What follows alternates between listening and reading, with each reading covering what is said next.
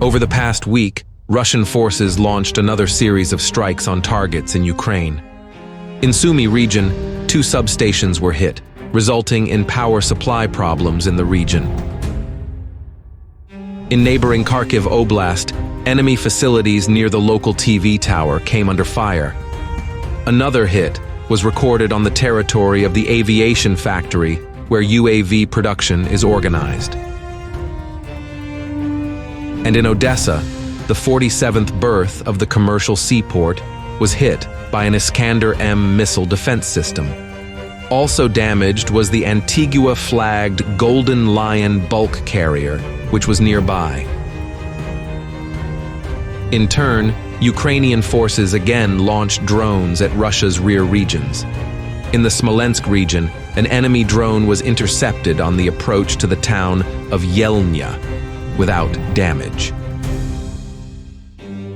The main Missile and Artillery Directorate 107th Ammunition Depot in Tver Oblast came under the most massive attack. The raid resulted in a large fire at the facility.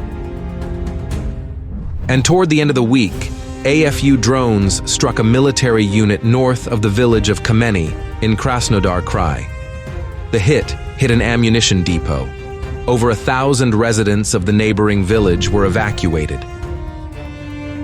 As for the Kursk region, in Sudzhansky district, Russian troops are advancing south of Obukhovka in the direction of Svedlikovo.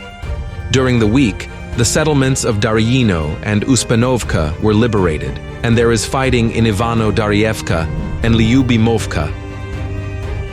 On the opposite flank of the Sudzhan district, Russian troops cleared the Spalnoye, Kucherov, Ozerki line and gained a foothold on it. During fierce fighting, the enemy was knocked out of the settlement of Borki and pushed further to the west. In Glushkovsky district, Ukrainian formations conducted several attacks in the direction of Medvezhyego. Fighting is going on the outskirts of the village.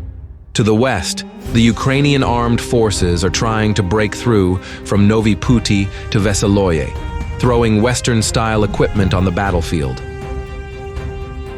In the Slobozhansky direction, Russian units managed to advance along the Travianskoye Reservoir west of Hliboki.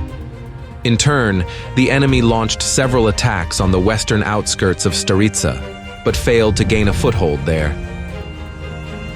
In the Kupiansk-Svatovi direction, the main fighting continued south of Sinkivka and west of Peshan. At the same time, strikes on enemy facilities in the frontline zone continued. In the Lyman direction, Russian troops liberated Makiivka and managed to gain a foothold on the right bank of the Zherebets River. To the south, the attack aircraft were able to advance in the area of the Zhuravka Gully, knocking the enemy out of several strongholds. In the Siversk direction, positional battles were fought at the Bilohorivka-Rozdalivka line. The Russian armed forces also continued strikes on enemy facilities. One of the targets was the temporary deployment point of the AFU in Verkhonokamyanska. In the Artemivsky direction, Russian forces have significantly expanded their zone of control southwest of Krasna. In fact, the attackers have occupied the entire territory of the Stupki and Krinichki tracts, from where they can reach the south of Chasiv Yar. On the Oleksandrovske-Kalinove direction, Russian forces expanded their zone of control in the south of Dzerzhinsk.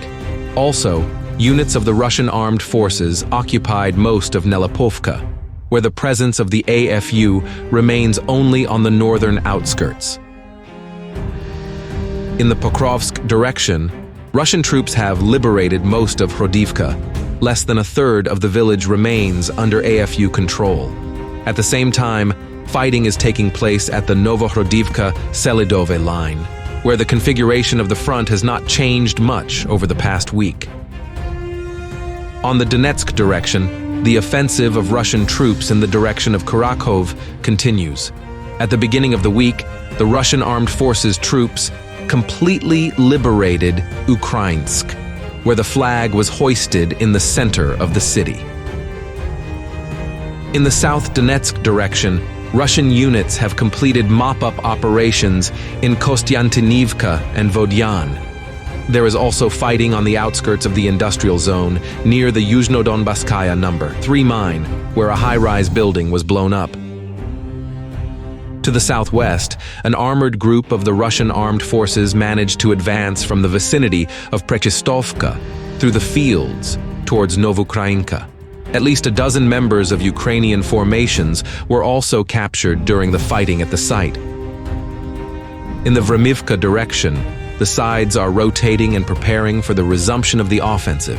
At the same time, strikes continue on the identified enemy targets in the front line zone. The situation in the Zaporizhzhia direction remains relatively stable with inherent position battles. At the same time, Ukrainian forces are actively using drones to strike both Russian armed forces positions and civilian targets. In the Kherson direction, the main combat operations were still taking place in the island zone. At the same time, UAV activity on both sides remained at a relatively low level amid stormy winds.